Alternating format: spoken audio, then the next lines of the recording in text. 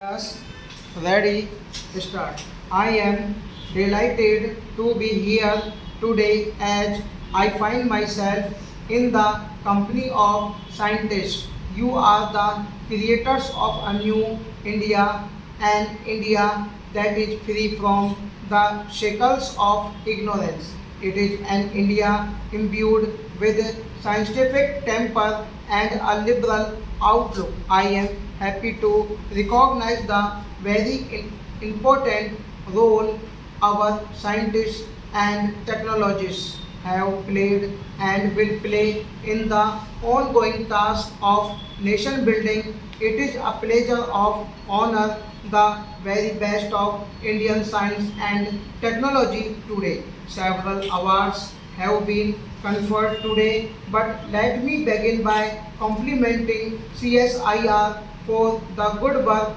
being done under your great leadership. His recent election as a fellow of the US National Academy of Sciences, the seventh Indian to be so recognized since 1863, adds one more feather in his distinguished cap. I also congratulate the winners of our most coveted science prize, the Shanti Swarup Bhatnagar Prize for 2004 and 2005. I am particularly happy that this prize is given to young scientists who are in their prime. Becoming a Bhatnagar laureate gives you a status that you will undoubtedly enjoy. However, it comes with many responsibilities, such as the responsibility to engage in good science. You also have the responsibility to serve the best interest of mankind and our natural inheritance. Most importantly, you will also have the responsibility to improve the quality of life and widen the span of knowledge in India.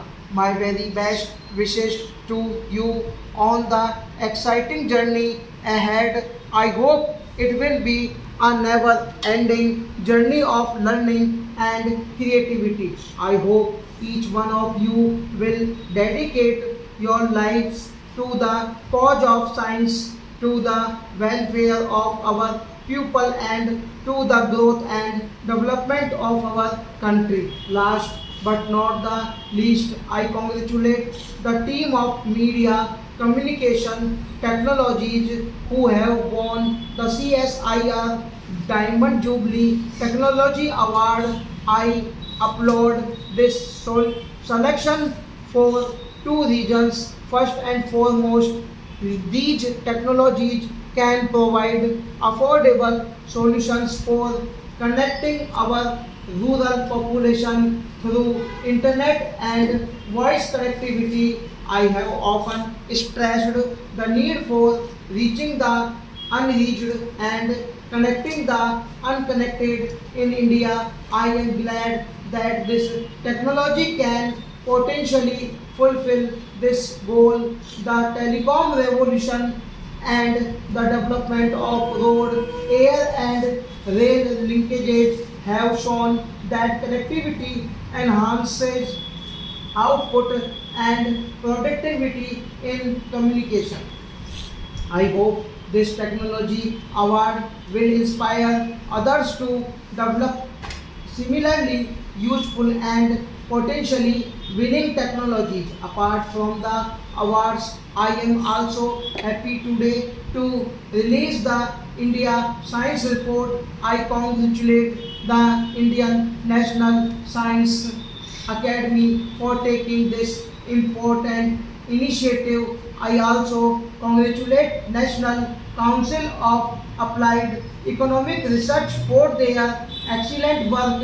In fact, I recall when Professor M.S. Whitel discussed this with me, I had suggested that INSA should approach for such a study. I had a chance to go through the report soon after it was printed. The findings of this report are truly revealing. The report shows that the proportion of enrolled students in science has gone up from 28.0% in 1995-96 to 34.6% in 2003-4. This is confronting. However, it also shows that while close to two-thirds of the students in class 6 to 8 are satisfied with the quality of science teaching, this falls to 40% in class 11 and 12. This shows a shortage of good science teachers at higher levels. I would like our HRD ministry and state governments to take note of this and act upon it. We must lay increased emphasis on improving the quality of teaching in science and mathematics at all levels. There are other causes for concern. The report shows that 20% of science graduates and 40% of PhDs in science I do not find gainful employment. What is equally worrisome is the finding that many people employed in science-centered jobs are insufficiently qualified. There are lessons for us here. This report also pointed to a grave regional imbalance in terms of educational institutions in different states. I am sure the facts and analysis presented here will help our policy planners. I trust our government at the center as well as state governments will take note of these findings and evolve policies to remedy these imbalances. When I spoke here last year, I had reaffirmed India's commitment to basic science, applied science and the promotion of excellence. I had committed our government to rebuilding the science base in the universities. I had also made a commitment to de-bureaucratize our S&T institutions, to restructure our S&T support systems. I had committed to government to create career opportunities, to retain talent in the S&T sector. I am happy to say that we have made some progress on these counts.